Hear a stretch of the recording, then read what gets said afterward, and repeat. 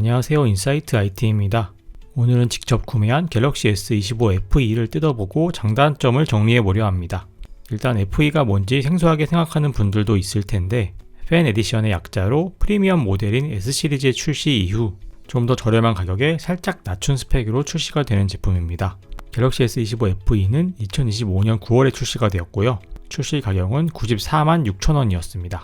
지금은 가격이 더 싸져서 제가 구매한 쿠팡 자급제 기준 가격은 78만원 정도였습니다. 저는 사실 부모님의 스마트폰을 바꿔드릴 용도로 구매를 했어요. 언박싱은 빠르게 넘어가고 디자인부터 보도록 할게요. 색상은 네이비, 아이스 블루, 제트 블랙, 화이트 실버가 있는데 저는 대표색인 네이비색으로 구매했습니다. 실제로 보니까 색감은 조금 더 채도가 높은 느낌이었고요. 무광으로 마감되어서 지문이 덜 묻어나는 고급 질감이었습니다. 테두리까지 같은 색으로 염색하는 플래그십 모델과는 달리 이건 테두리만 실버톤으로 되어 있어서 살짝 통일성이 부족한 느낌은 드네요. 하지만 사람에 따라서는 오히려 투톤 디자인 포인트라고 볼 수도 있고 케이스를 씌우면 안 보일 부분이라서 크게 신경 쓰이진 않을 것 같습니다. 원래 FE 라인업들은 프리미엄 디자인에서 살짝 빠진 어딘가 모르게 어색한 디자인을 가지고 있었어요. 그래서 저도 저렴한 건 알았지만 왠지 땡기진 않았는데 이번 갤럭시 S25 FE부터는 플래그십인 갤럭시 S25, S26과 거의 비슷한 디자인을 갖게 되었습니다. 후면에 세로로 나란히 배치된 3개의 카메라 배열과 옆에 LED 플래시까지 갤럭시 S 플래그십 모델과 똑같죠. 두께도 7.4mm로 상당히 얇게 나왔는데요.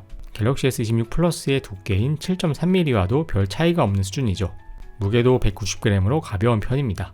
전작인 갤럭시 S24 FE의 무게는 213g으로 꽤 무거웠는데 갤럭시 S26 플러스의 무게인 190g과 똑같은 스펙으로 맞췄네요. 사실 누가 보면 그냥 갤럭시 S26 플러스라고 생각할 것 같아요. 디스플레이는 6.7인치의 아몰레드 패널로 크기만 봐서는 갤럭시 S의 플러스 시리즈와 비슷합니다. 상단에는 셀카를 위한 카메라 홀이 있고 디스플레이 해상도는 2340x1080 해상도로 풀 HD 플러스급 해상도입니다. 여기에 하나 원가 절감 포인트가 들어갔죠. 플래그십 SE는 QHD급보다 한 단계 낮은 풀 HD급 해상도가 들어갔지만 스마트폰 화면이 작다 보니 쓰는 입장에서는 사실 차이를 체감하기 어렵습니다. QHD를 지원하는데도 그냥 기본 세팅인 풀 HD로 쓰는 경우도 많이 봤어서 큰 단점은 아닐 것 같습니다. 화면 주사율은 120Hz의 고주사율로 부드러운 스크롤을 느낄 수 있습니다. 최대 밝기는 1900니트에 일반 밝기는 1200니트로 상당히 밝아서 화면의 스펙만 보면 거의 플래그십급이라고 볼 수가 있죠. 화면의 베젤도 상당히 얇아졌는데 제 S26 울트라랑 비교하면 거의 비슷하게 보이죠. 다만 하단의 베젤이 상 좌우에 비해서 조금 더 두꺼운 점이 가장 큰 차이점입니다. AP로는 엑시노스 2400을 탑재했는데 갤럭시 S24에 탑재되었던 엑시노스 2400과 완전히 동일한 제품입니다. 램은 8GB 램 단일로 출시되었는데 이것도 갤럭시 S24와 동일합니다. 그래서 성능만 봐서는 굳이 갤럭시 S24 중고를 살 이유가 없는 거죠. 긱벤치 6 기준으로 점수는 싱글코어 점수는 2100점대, 멀티코어 점수는 7000점대가 나오는데요. 갤럭시 S24 울트라보다 더 나은 성능을 보여주어서 놀랍습니다. 이 정도면 웬만한 게임을 돌리기에도 충분한 성능이고 AI 기능들 쓰기에도 막힘이 없어요. 실제로 최신 갤럭시 S26 울트라에 있는 대부분의 갤럭시 AI 기능을 갤럭시 S25 FE에서도 똑같이 사용할 수 있었습니다. 카메라의 후면은 갤럭시 S 시리즈와 똑같은 트리플로 구성됩니다. 메인은 5000만 화소 카메라의 f1.8 조리개, 초광각은 1200만 화소의 f2.2 조리개로 구성되었으며 망원은 3배 화각의 800만 화소 f2.4 조리개로 이루어져 있습니다. 망원 렌즈의 화소만 제외하고는 플래그십인 S25와 동일한 스펙으로 구성되었어요. 전면의 셀피 카메라도 1200만 화소의 f2.2로 플래그십인 S25 시리즈와 동일합니다. 동영상의 손떨림 방지인 슈퍼 스테디 기능도 지원을 하고 동영상의 최대 해상도도 8K 30프레임까지 촬영이 가능해서 제가 돌아다니면서 몇 번 찍어 보았는데 실제로 쓰면서 카메라에 대한 불만은 거의 없을 것 같았습니다. 갤럭시 S25 FE의 배터리는 4900mAh를 탑재하고 있어서 넉넉한 편입니다. 충전 속도는 45W 유선으로 상당히 빠르고 무선은 C2 규격의 15W 충전 속도까지 지원합니다. 45W 이상의 PD 충전을 지원하는 충전기에 연결하면 배터리가 얼마 남지 않은 상황이라도 45W의 빠른 유선 충전 덕분에 빠르게 충전량을 채우고 들고 나갈 수 있기 때문에 실사용에도 매우 편리합니다. 갤럭시에서 자체 제공하는 AI 기능들을 갤럭시 AI라고 부르는데요. 대표적인 기능이 전화 중에 실시간 통역을 제공하는 통화 어시스트가 있고 문자를 쓸 때 내용을 수정해주는 글쓰기 어시스트도 있습니다. 그리고 전화 녹음을 자동으로 텍스트로 변환해주고 요약해주는 텍스트 변환 어시스트도 있어요. 전 이게 제일 편하더라고요.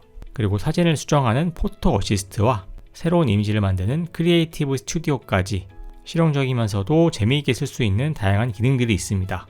유료로 서비스를 따로 구독할 필요도 없고 외부 네트워크와 연결해서 정보를 주고받지 않아도 디바이스 내부 기능만으로 보안 염려 없이 안전하게 사용할 수 있어서 좋았습니다.